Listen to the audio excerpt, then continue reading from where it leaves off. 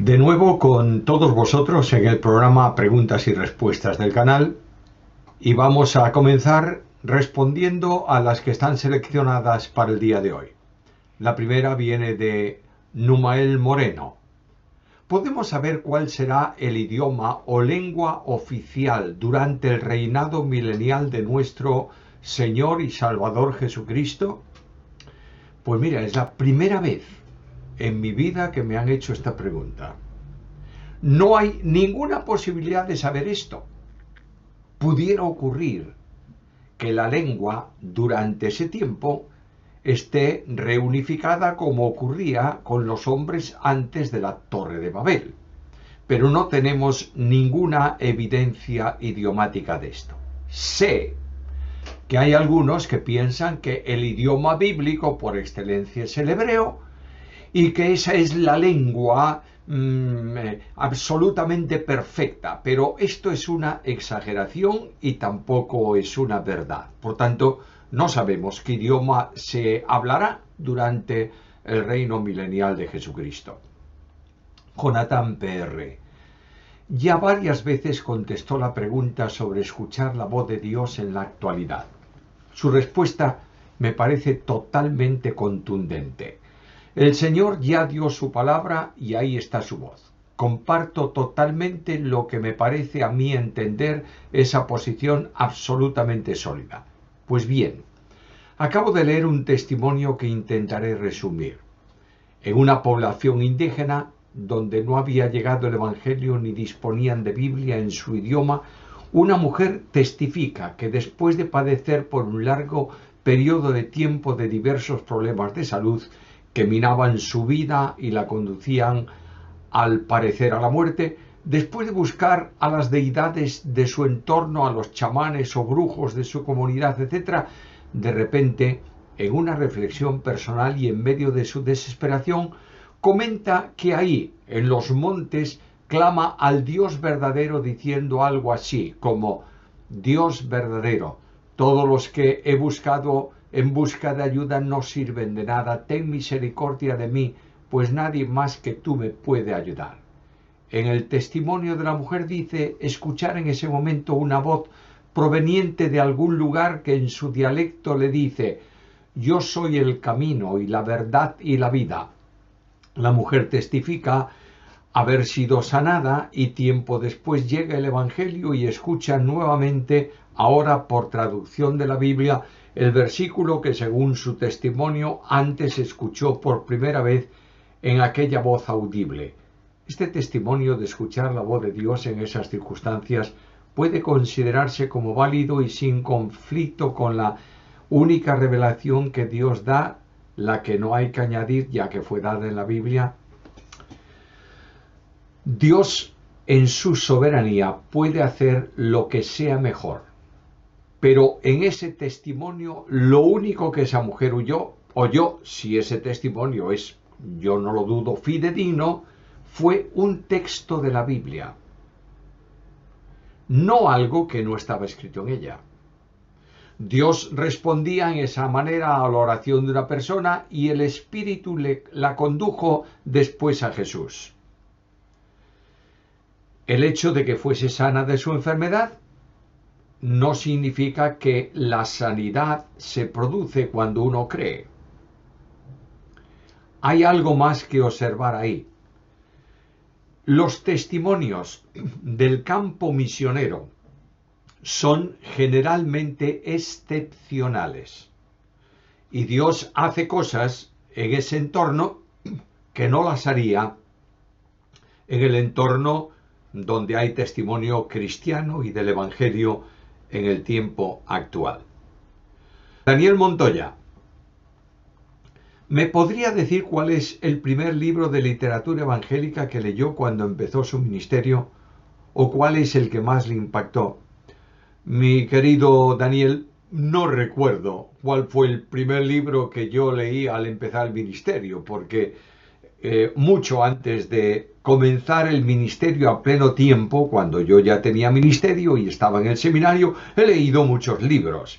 Y no recuerdo cuál fue, porque cuando empecé el ministerio ya tenía una biblioteca bastante completa.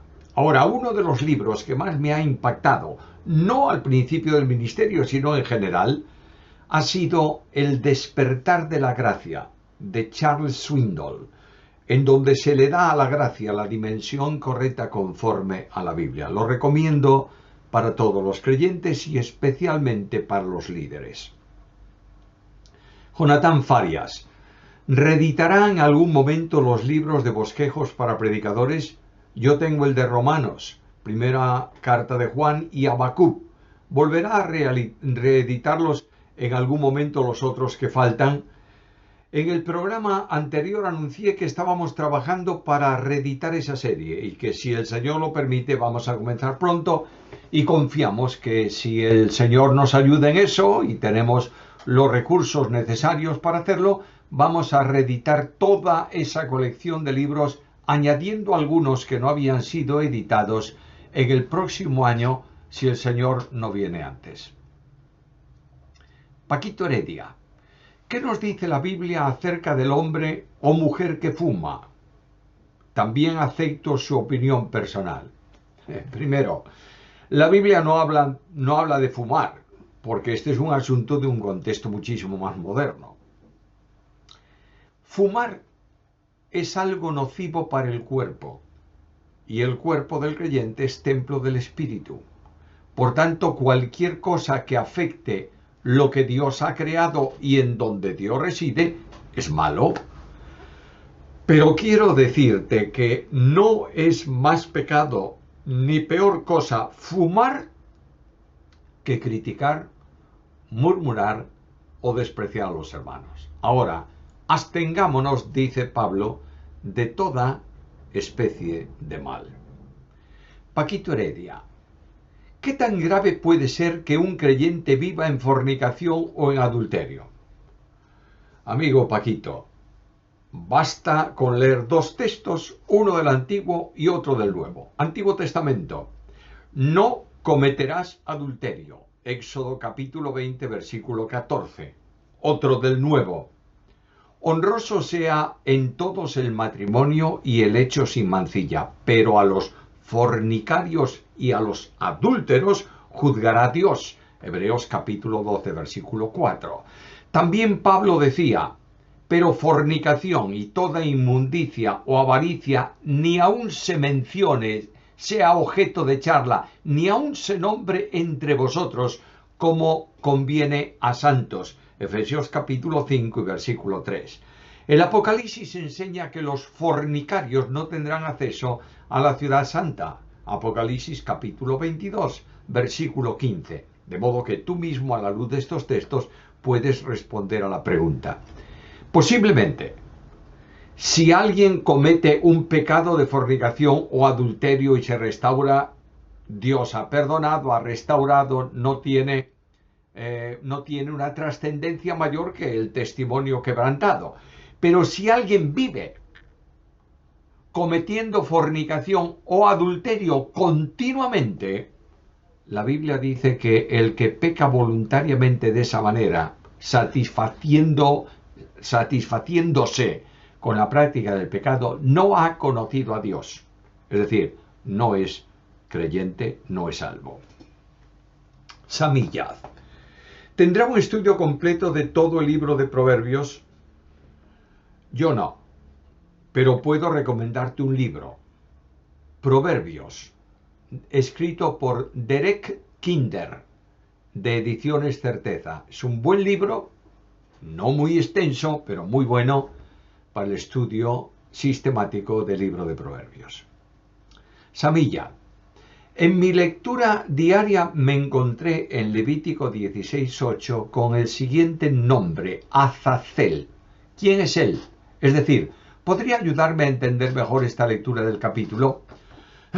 Bueno, voy a remontarme un poco atrás. Orígenes, siguiendo la tradición rabínica, creía que se trataba de un demonio que habitaba en el desierto. Pero claro está, la Biblia no lo dice, es simplemente una tradición que pudiera ser una leyenda o pudiera ser alguna reflexión o revelación especial de algún tiempo, pero no está en la Biblia. El nombre aparece únicamente en la Biblia en relación con el día de la expiación y se llama así a uno de los dos machos cabríos. Se echaban suerte sobre ellos y cuando la suerte recaía sobre un macho dedicado a Jehová, éste se sacrificaba. El que recaía, la suerte que recaía por Azazel, el sumo sacerdote ponía su mano sobre la cabeza de ese animal, confesaba los pecados de Israel, que ya habían sido expiados por la muerte del otro macho cabrío, haciéndolo como reconocimiento del pecado cometido, y se enviaba al desierto, símbolo de que el pecado era retirado de entre el pueblo que vivía en santidad. Ahora, en ningún caso el macho cabrío era destinado a aplacar a algún demonio, sino que es todo lo que hay ahí un simbolismo de cómo Dios perdona el pecado y retira su atención del pecado del pueblo por el sacrificio hecho, y porque teóricamente, simbólicamente, figurativamente, era cargado sobre ese macho que se llevaba al desierto. No hay duda ninguna que ese animal moría en el desierto, y es todo cuanto podemos decir. Pero Azazel es un nombre que se utiliza para referirse a demonios, pero no con la autoridad de la Biblia. Por tanto, guardemos eso ahí cuando el Espíritu Santo no lo revela. José Lenz, ¿es bíblico el paidobautismo? Yo creo que el credo y creo en el bautismo, que es lo correcto. Mi duda es que la mayoría de reformadores y muy buenos teólogos eran paidobautistas. Ellos relacionaban la circuncisión con el bautismo. Bueno, para los que no entienden tu terminología técnica, paido tiene que ver con niños, por tanto, paidobautismo significa bautismo de niños. El bautismo de niños es un mal entendimiento del significado de pacto que Dios establece con su pueblo, y que en el pueblo de Israel era la circuncisión que expresaba la pertenencia a ese pacto. Los reformadores continuaron bautizando niños para dar la sensación o para enseñar que la incorporación de un niño a la iglesia se producía por el bautismo, aunque luego tenían que confirmarlo con su fe, etcétera, etcétera. Pero quiero advertir algo. Los reformadores no tuvieron tiempo para estudiar profundamente todas las cosas, sino que fueron a las cosas que eran principales. Por ejemplo, Martín Lutero estudió profundamente la justificación por la fe, que era lo urgente en el tiempo del inicio de la Reforma, pero no estudió el significado, el alcance del partimiento del pan y la presencia de Cristo en el pan. Él hablaba no de transustanciación, pero sí de consustanciación. No estudió el bautismo de niños, lo dejó como símbolo de entrada en la iglesia. No estudió aspectos de escatología. Los reformadores estudiaron lo principal. Es después cuando se investiga en la Biblia. Y quiero decirte que en cuanto al Nuevo Testamento, no hay ni un solo texto en todo el Nuevo Testamento que hable y justifique el bautismo de niños. Hablo de niños recién nacidos, ¿eh? No estoy hablando de un niño que puede recibir a Cristo y que puede dar testimonio de su fe con el bautismo. Mena V. Teniendo en cuenta que la salvación no se pierde, ¿quiénes son entonces los apóstatas? ¿Podríamos decir que fueron falsos cristianos? Entiendo que solo puede apostatar o renunciar quien profesa algo. Falsos cristianos, religiosos, no auténticos creyentes, que asumen que la fe cristiana es una verdad, pero que nunca han creído en Cristo. Por tanto, llegado el momento, se apartan de la fe, mientras que el creyente firme persevera en la fe, porque Dios impide que viva en una mentira. Profundiza en la Biblia, se afirma en la Biblia, cree lo que Dios dice por medio de la Biblia y es un creyente que nunca apostata, nunca se aparta de la fe. Ángel Silva: la ley es el puente para cruzar a la gracia de la salvación y tener una comprensión de nuestra posición y a la misma vez de nuestra condición por la fe en Cristo. ¿Es correcta esta reflexión? La ley está puesta para denunciar el pecado. Y es como ese criado, ese ayo que está trabajando con el niño mientras no es mayor de edad y que, según Pablo utiliza en ese ejemplo, nos conduce a Cristo, señalando la incapacidad personal para cumplir las demandas de la ley. Por tanto, la ley no es para salvación, la ley es para detección de pecado, y el que redarguye de pecado al hombre y habla, le convence de justicia y de juicio, es el Espíritu Santo actuando en las personas para que vayan a Cristo, crean en Cristo y sean salvos.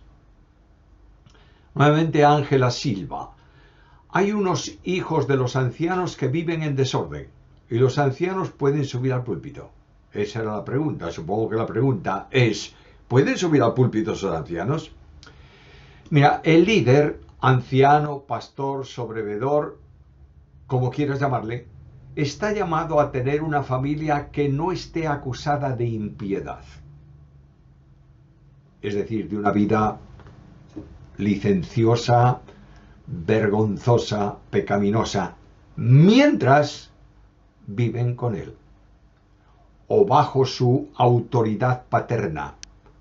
No es así si están fuera de su casa y viven independientemente. Ya el padre no es responsable de esa situación. En cualquier caso, un creyente que practica el pecado debe ser amonestado primero.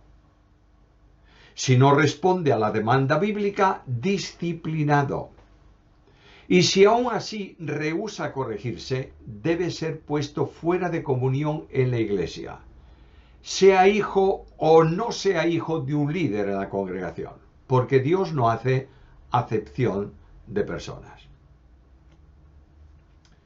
Eduardo Jiménez Jiménez: si un hombre y una mujer dejan a sus respectivos cónyuges y forman o se hacen pareja, en ese vínculo están en adulterio. Pero si uno de los dos muriera, la persona que queda sola seguiría estando en dicho pecado.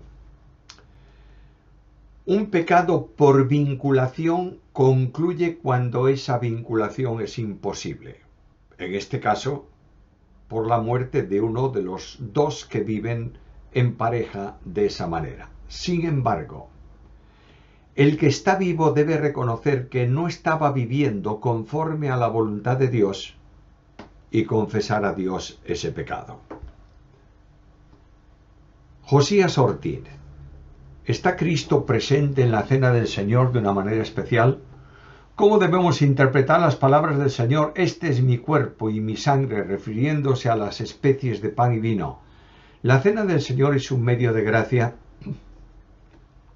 La expresión del Señor, esto es mi cuerpo, es semejante a otras expresiones de figura literaria. Cuando Él dice, yo soy la puerta, y Cristo no era una puerta, o yo soy el camino, y Cristo no era literalmente un camino, o yo soy la verdad. Son figuras de dicción que expresan en una forma física un asunto espiritual. Cuando Jesús dijo, este es mi cuerpo, continuó diciendo que por vosotros es dado. El pan simboliza, en ese sentido, la entrega sacrificial de Cristo por nuestros pecados. Pero ese sacrificio es imposible que pueda repetirse de nuevo. Fue hecho una vez para siempre, como enseña el Nuevo Testamento. Los luteranos hablan de consubstanciación, es decir, de que aunque el pan sigue siendo pan y el vino sigue siendo vino, Cristo está presente en el pan y en el vino, y utilizaban una argumentación pseudo-filosófica, panteística, de que Cristo como Dios está en todas partes. Pero la cena del Señor no es ningún medio de gracia, simplemente es un acto de recuerdo del Señor. Escucha la Biblia. Jesús dice, haced esto en memoria de mí. Segundo, es un acto de proclamación de lo que significa su muerte. La muerte del Señor anunciáis hasta que venga. Este es el sentido bíblico de la ordenanza del partimiento del pan. Darío Israel Toloza, ¿qué opinión tiene sobre la nueva juventud neocalvinista, que con gran celo por la doctrina reformada muchas veces hacen daño a iglesias y hermanos? ¿Puede dar un consejo? Mira, nadie debe opinar de otros, porque sin duda alguna se está emitiendo un juicio. Sé que hay jóvenes que tienen un tremendo celo por la doctrina, especialmente por las posiciones de hipercalvinismo, y creen que lo que ellos consideran como norma de fe es la única verdad de la Biblia. Lo que hacen los neoreformados lo hacen también los neopentecostales o carismáticos, pero otro sentido. Cualquier persona que justificándose en la doctrina divide una iglesia o produce problemas de inquietud en la vida de un creyente relacionadas con su salvación, está cometiendo un gravísimo pecado. Primero, porque está dividiendo la iglesia de Cristo. En segundo lugar, porque la doctrina afecta muchas veces la conciencia de tu hermano, que comienza a sentir angustia vital preguntando si es salvo o no es salvo. El creyente tiene una obligación: mantener la unidad del espíritu en el vínculo de la paz. Decirle a un pobre anciano, hablo de pobre en el sentido de, con mucho respeto, es decir, de un anciano ya mayor, que ha creído en Cristo y es salvo por gracia mediante la fe, decirle: yo no sé si usted es salvo porque en su iglesia no le han predicado el evangelio bíblico. ¿Cuál es el evangelio bíblico para la salvación del hombre? Cree en el Señor Jesucristo y será salvo. Punto. No generes inquietud. No permitas que inquieten la obra de Dios. Cuida de la iglesia. Y estos que discuten por discutir, procura mantenerlos al margen de la congregación. Antonio Gavarri, ¿me podía aclarar Efesios 4, 9 al 12? Bueno, está hablando de que el que ascendió es aquel que descendió, hablando de Jesucristo, y está hablando de la muerte y resurrección de Cristo y sus consecuencias. Descendió Jesús a lo más bajo para salvar a lo más perdido. A las partes más bajas de la tierra no indica que fue algún lugar determinado de la tierra, del interior de la tierra, sino que lo que está enseñando es que Cristo descendió al lugar más bajo donde había caído un pecador para poder hacer salvable a cualquier pecador, y subió a los cielos para hacer efectiva la obra redentora, intercediendo por nosotros y presentando su sacrificio como propiciatorio en la presencia de Dios. Vuelvo a insistir, Cristo no bajó a ningún lugar entre su muerte y su resurrección. Pablo Ruz, sé que esta pregunta es repetida, pero tengo dudas sobre Efesios 2:20 y 4:11, donde Pablo habla de los ministerios de apóstol y profeta, entre otros. Comparto la opinión de que el ministerio apostólico terminó en el primer siglo con Juan, pero me causa ruido la gran ola de opiniones de hombres respetables, y cita dos nombres que no voy a citar porque son nombres de personas que no están presentes y no debo hacerlos, que aunque no creen que aún está vigente el ministerio apostólico, sí creen que está el profético. ¿Usted qué cree? ¿Sigue vigente ese ministerio? Mira, yo no creo nada que no esté en la Biblia. Nadie puede decir lo que está vigente o lo que no está vigente, sino el que lo da. ¿Quién da los dones? El Espíritu Santo. ¿Quién puede decir lo que está vigente? El Espíritu Santo. Los dones son para edificación de la iglesia, no para revelación del misterio. El don profético, en ese sentido, no está operativo porque ya se escribió el mensaje. Don profético en el sentido de revelar lo que no había sido revelado y de escribir lo que no estaba escrito.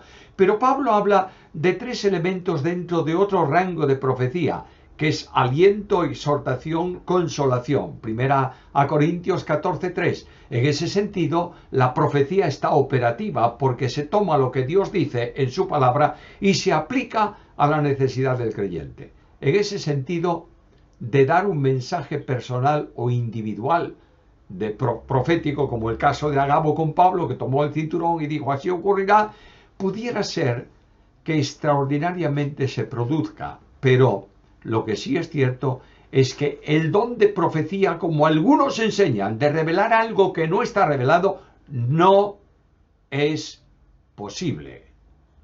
No tiene ninguna autoridad. No es verdad. Juan Culner. En Apocalipsis 13:7 se hace referencia a los santos que son vencidos por el anticristo. ¿Quiénes son estos santos? ¿Solamente judíos? ¿Se refiere a la iglesia? ¿Son estos los decapitados cuyas almas piden venganza al Señor? Bueno, no puede ser la iglesia porque la iglesia es trasladada a la presencia del Señor antes de la semana de tribulación. Y el entorno de ese pasaje es precisamente entorno de tribulación. Los santos son los que creen luego del traslado, tanto judíos como gentiles. Los que mueren creyendo están en la presencia del Señor y piden la actuación divina judicial sobre el mundo que Dios ya había preparado. William Osvaldo Pérez Pérez. Isaías 45:7, que formó la luz y creó las tinieblas, que hago la paz y creo la adversidad. Yo, Jehová, soy el que hago todo esto. Los judíos toman este pasaje de las Escrituras para ver la maldad o Satanás como algo abstracto que proviene también de Dios y el hombre debe elegir entre el bien y el mal. ¿Me puede dar su opinión? El pasaje, lo que anuncia ese pasaje es el juicio de Dios sobre Israel por sus pecados. Tinieblas ahí tiene que ver con la situación de desorientación. Adversidad tiene que ver con el juicio que Dios va a traer sobre el pueblo por su rebeldía. No existen dos fuerzas, Dios y Satanás. No existe el bien y el mal, y mucho menos el mal producido por Dios, que son independientes y que el hombre tiene que elegir uno de ellos para agradar a Dios o no agradar a Dios. Dios es soberano y controla todo. Sin duda el hombre puede elegir entre lo que es bueno y lo que es malo, pero nada tiene que ver con la generalidad de este contexto y nada tiene que ver con esa teoría extraña y no bíblica de que hay dos fuentes que Dios envía para que el hombre elija y Dios responde y recompensa o castiga conforme a la elección del hombre. La salvación es de Dios. Lo único que el hombre tiene que hacer es creer. El hombre tiene un enemigo suyo que es Satanás, que no es una fuerza, es un ser mentiroso y homicida, que no procede de Dios en el sentido de que Dios lo ha hecho así para que el hombre sea o no juzgado por lo que hace, sino que es un enemigo de Dios y enemigo de los creyentes, ser espiritual, junto con todos sus demonios, pero nunca son fuerzas especiales sobre las que el hombre tiene que decidir aceptar o no. Josías Ortiz. Cuando fue tentado Jesús, ya que él siendo Dios no podía pecar, además que no tenía una naturaleza caída ni una inclinación al mal, ¿cómo pudo ser tentado en todo pero sin pecado? ¿Y cómo puede compadecerse de nosotros al momento de nuestra tentación y debilidad? Primero, Dios no tienta a nadie, ni Él es tentado por nada ni por nadie. Santiago capítulo 1 y versículo 13.